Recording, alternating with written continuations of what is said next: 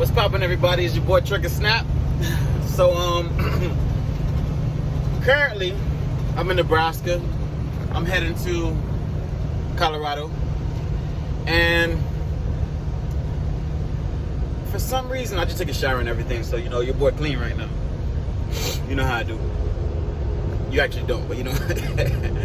But I wanted to make a video about, should you have a gun on your truck? Now, I've never brought a gun on my truck. Never did.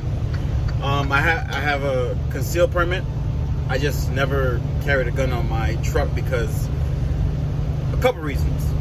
One, when I was at Stephen Transport, it was actually against the policy to have a gun on your truck. So that's one reason why I never carried a gun on my truck. Then I always had a fear. The second reason is because I always had a fear of crossing into a state and getting a search that doesn't have, you know, gun laws that would accommodate me. And third, I don't know the laws between each state and crossing state lines or what new laws have been passed. So, you know, I'm a person who believes in just being as safe as possible when it comes to law enforcement, because they'll lock your ass up, especially because I'm black. You know what I'm saying? I just got a higher chance of being locked up for some shit. You know what I'm saying? I got a higher conviction rates. So I decided, you know what? I haven't so far. And also, I think when I started trucking, I had a 380 and a 9. But then I sold everything. Me and my wife, we sold all the things that we had, and we got rid of the guns and sold the guns, and took that money to invest into me getting into trucking. So I didn't have a gun until last year. Last year I bought a gun. Last year I bought a couple guns, because I believe they're gonna take away our guns or our right to have guns, or at least rifles, etc., etc., etc. So I started, you know, investing into guns just in case anything like that comes down the pipeline. Now, since 2020 as well, I am considering, you know, my options when I'm on the road, because now let me explain this. And I might make another video about this. I think there's another video that I can make to touch on this side of it.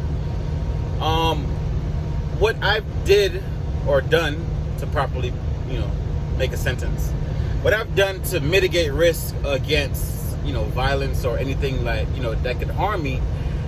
The only place that I park at, and when I say only, I would say 95% of the time, if I'm parking at a truck stop, it's a Flying J, Pilot, or Love's. Nothing else. Like, it's only like a handful of times I've parked at a Petro or TA. It's only a handful of times I parked at a regular truck stop, like a regular, like non-brand truck stop. So, or like just anywhere random. You know, I have parked at like shipping and receivers. I don't count that. I'm just saying truck stops or random places. I have parked at Walmarts, but majority of the places that I park, Pilot, Flying J, just name brand places, because those places have lights. And I'm gonna make a video about that. So I'm not even gonna go any further into it. I'm just gonna explain. I park at at name brand places that have the proper things. So the question is, so how do you protect yourself, Snap? Like, what if something does occur and you were gonna get into an altercation? What's crazy is I'm a person who, I'm not confrontational, okay? I don't get into fights. I don't have problems with people. If somebody says something to me, I just walk the other way, because I believe I don't need my pride. I don't need to have pride to defend myself, or I don't know if that makes any sense. What I'm trying to say is, somebody can't just say something to me and it irritates me and makes me want to, you know, fight them or anything like that. It takes a lot of effort for you to really get my attention or get me going, and then I'm gonna test you. Like, if you really bother me, then that's when I'll okay, well, if you brought it there, you know what I'm saying, like, everything is up. Fuck everything, you know. But you know, I don't like to get to that level of things. So I avoid people. You know, if I see somebody creating problems, I avoid them. I don't try to, you know, make it become bigger than what it is. But sometimes you do have people, and they might try to antagonize you. You know, they really might try to antagonize you. I made a mistake one time. It was about a year or two ago. It was crazy. This big, black, cocky guy. Like, I was pulling into a delivery, and based on how, you know, sometimes you don't understand how everything is set up. So when I pulled in, I skipped him in line, but I didn't know. And I don't know if this guy was on a bath soap or whatever they call that shit, something, but he came to my door, started beating on it. I'm like, yo, relax, calm down, relax. And he was just hype and upset. I'm like, yo, what the fuck is going on in this guy's head?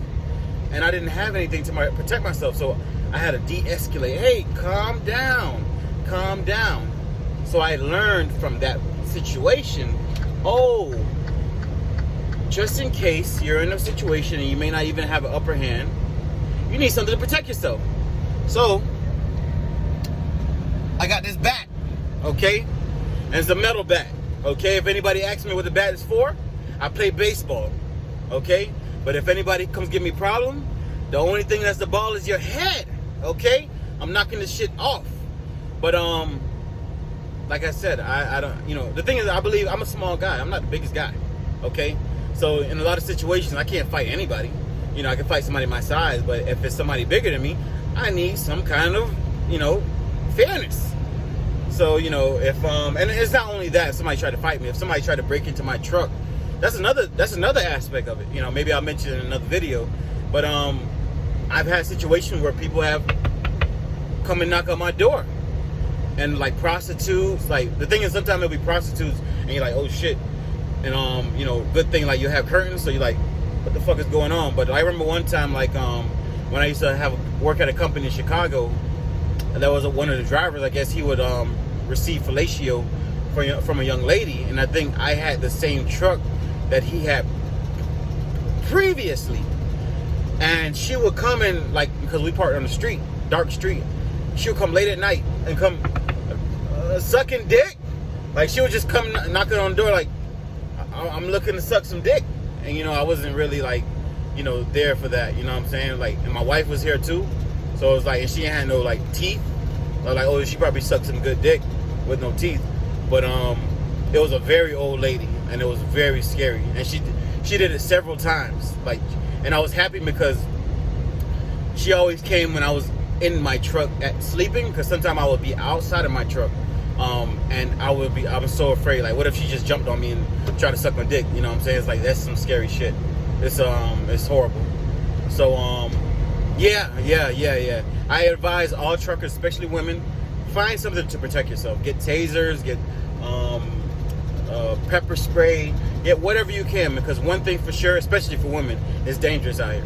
That's a fact.